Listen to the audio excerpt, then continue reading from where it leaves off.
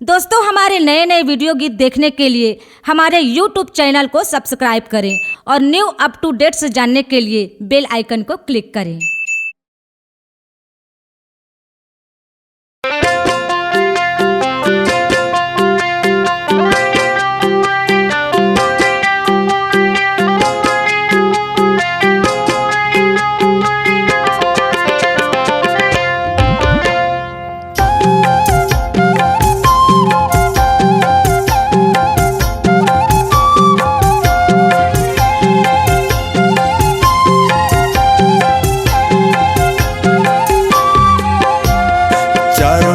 धुनी बरत हवे बाबा, चारों मुड़ा धुनी बरत हवे बाबा, बीच माँ बैठे रहते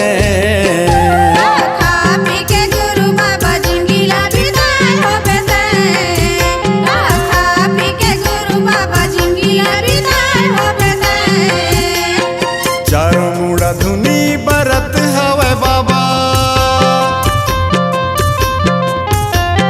चारों मुड़ा धुनी बरत हवे बाबा, बीच माँ बैठे रहते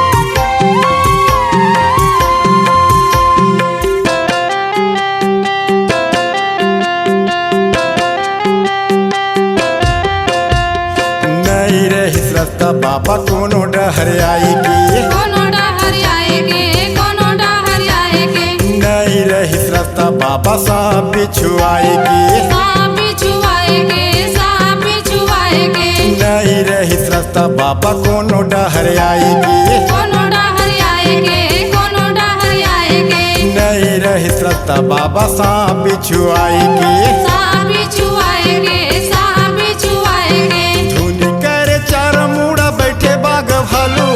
धुनी करे चार मुड़ा बैठे बाग भालू, नहीं तो डराए बाबते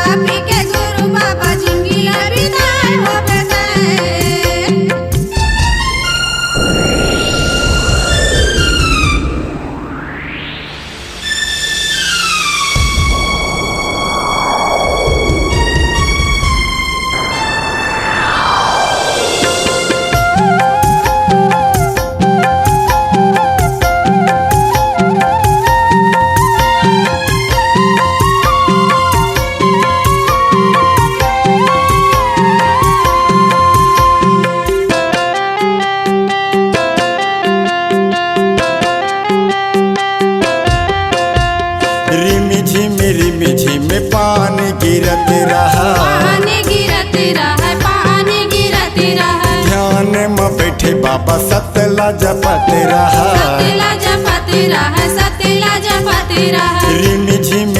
झिमी पानी गिरत रहा, पानी गिरत रहा, पानी गिरत रहा। ध्यान में बैठे बाबा सतला जपत रहा, सतला जपत रहा, सतला जपत रहा। पत्ता दीमक मतन तो पागे है, पेड़ पत्ता दीमक मतन तो पागे है, कछु नहीं होए बाबा ते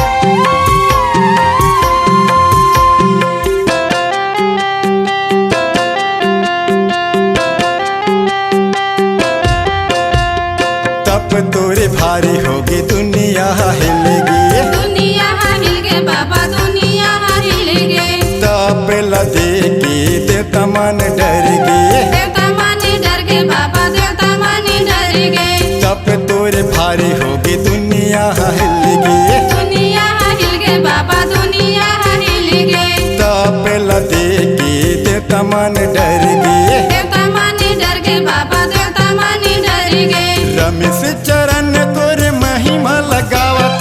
रमेश चरण बाबा महिमा लगावत ज्ञान ला बता दे बाबा ते खा पी के गुरु बाबा जिंदगी ला विदाई हो बेते खा पी के गुरु बाबा जिंदगी ला विदाई हो बेते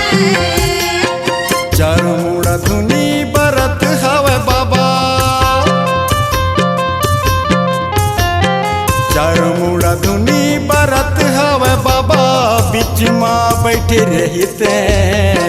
खा पी के गुरु बाबा जिंदगी ला विदाई हो बेते खा पी के गुरु बाबा जिंदगी ला विदाई हो बेते का खा पी के गुरु बाबा जिंदगी ला बिताए हो देते खा पी के गुरु बाबा जिंदगी ला विदाई हो बेते का खा पी के गुरु बाबा जिंदगी ला बिताए हो देते खा पी के गुरु बाबा जिंदगी ला विदाई हो बेते